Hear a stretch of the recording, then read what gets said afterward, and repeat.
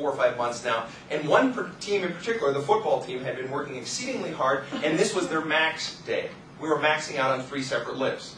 Bench press, squat, and power clean. Power clean is what you bring it up to here, right? Squat, you just put on your back down, and bench press, you probably know. And it was actually a 2-day cycle. We were taking them through, and we're in the middle of it. You gotta understand, these guys, even the small ones, they're massive beasts. And I mean that as a compliment. As you might think of a Percheron horse or a Clydesdale. Yeah, they're painted up real pretty when they're pulling the Budweiser cart. Those are massive beasts, intended to pull massive loads, to do serious work, and there's beauty and power like that. There really is. We're in the middle of squats, and I've got 3 racks going of my lifters, 2 racks and then a warm-up rack. And I'm back here, and I'm calling out what their numbers should be, violating NCAA rules, by the way, by calling their numbers. They should be picking their own numbers, but anyway, yes, I know. And we're calling it out, and my lifters are getting at it. And you need to understand the massive amount of mental energy that it takes to conjure up that massive amount of physical energy. The reason many athletes retire at the age of 36, 37, 38, 39, or even older, is oftentimes not because of their lack of physical ability. For instance, Brett Favre, one of the greatest quarterbacks of all time, indisputably, and I hate the Packers, but indisputably one of the greatest quarterbacks of all time, had one of his best seasons last year at the age of 38, and he retired. And he's retired a couple of times. And what does he say each time? Each time he says, it's not that I've lost my physical ability. I'm tired. Other athletes say it too. Why? It takes so much mental energy to conjure up the focus, the intensity, the fire, to compete at that high of a level. I only played Division I sports. I never played pro. Jim was in the pro system for baseball. He knows. You know. And it's not just athletics, but to compete, to operate at a high level, demands so much mental energy. And so you get tired. Well, my athletes are up there, and so they're conjuring up all this mental energy. And oftentimes, as was true in my weight room, not just of my football players, but of all my athletes, if they missed a lift, or if they got a lift, you would hear loud shouts and grunts, and you would often hear swearing in my weight room. And I allowed it. In fact, I even encouraged it.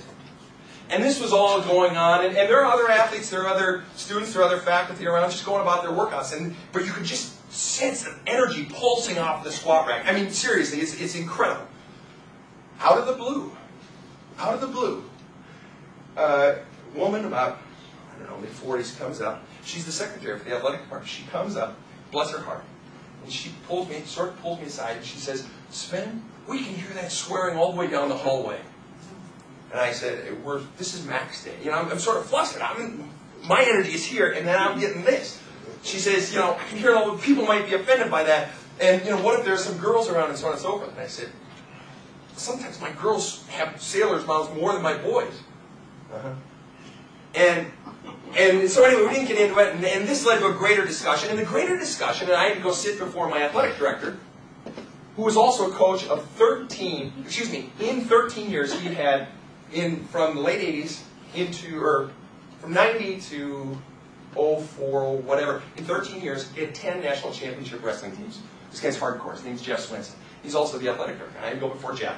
Jeff basically said, Sven, we're getting some complaints on your athletes. I said, I understand. And I laid out my theory. His theory was, and the theory of some of the other coaches, not all of them, but some of them was, we want our athletes to be ambassadors of the college. And to speak with clean language, and to walk tall, and to not be offensive. I said, absolutely. I fully support it. I'm a graduate of this college. I want that too. I said, but the way to get that is not by telling boys in a controlled setting to not be boys. You don't put them in this setting where they're lifting massive amounts of weight. Think about this. Think about this. Imagine lifting double, triple, or quadruple your weight in 3 seconds. In 2 seconds. The amount of massive physical energy compressed into that explosion. There's going to be a natural release of physical energy and a natural release of mental energy. If you get it or if you miss it, whatever. It's natural. And rather than treat my boys, my lifters, like children, I give them the room to allow for the release of that. And I said, so you give boys a space where it's okay to just be boys. where it's okay to release that. And I guarantee if you give them that here, when they walk out this door, they'll be far less inclined to do it because they're not being mothered in a controlled, safe environment. Nobody's getting hurt. Let them have a space where they can just let it all out. And guess what? Then they won't be getting in bar fights. Then they won't be throwing things out their dorm window. Then they won't be saying offensive things. Then they won't be hitting their girlfriend. Give them a space where it's okay. And he says, well, that's a good point, Sven, but I'm getting a lot of heat. I said, you're paying my check. That's what you want. And I'll more or less do that. More or less. But I believed in my cause. I believed in my cause. And still do.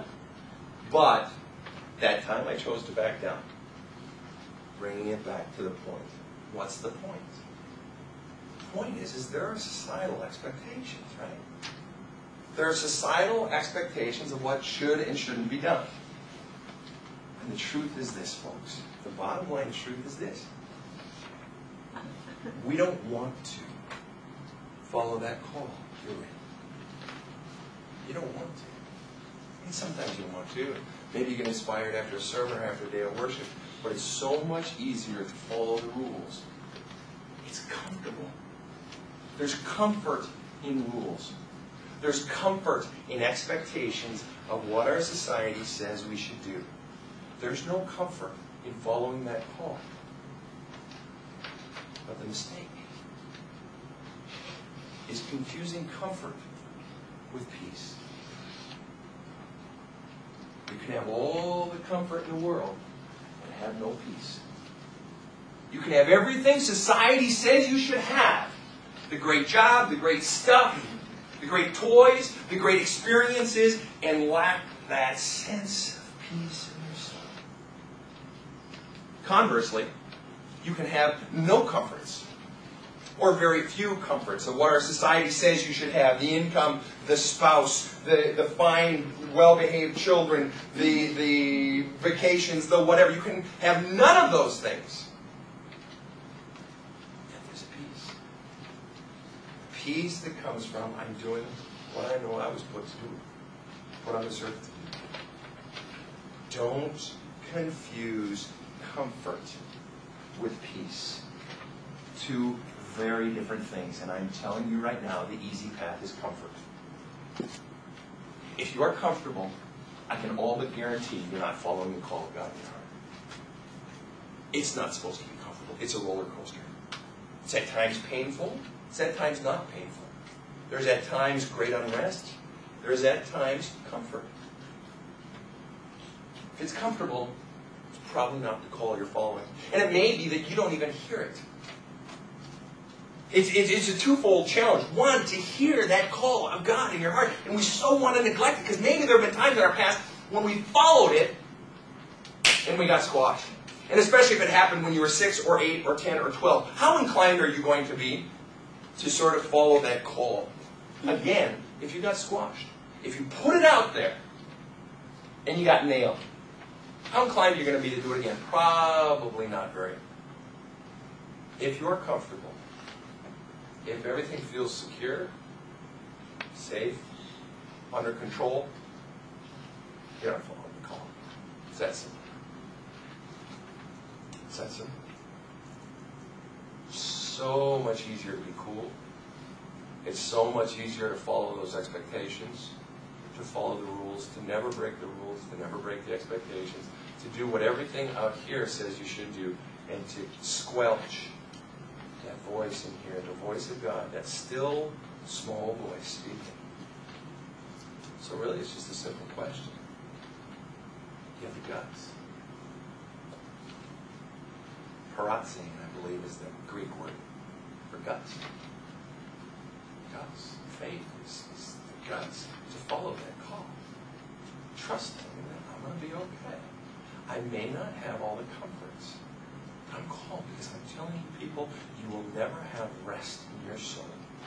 You will never know peace until you are following that call. Until it pinches you. Until it squeezes your sense of comfort and your sense of security. Think God wants you to be happy? No. God wants you to have peace. Think God wants you to have stuff?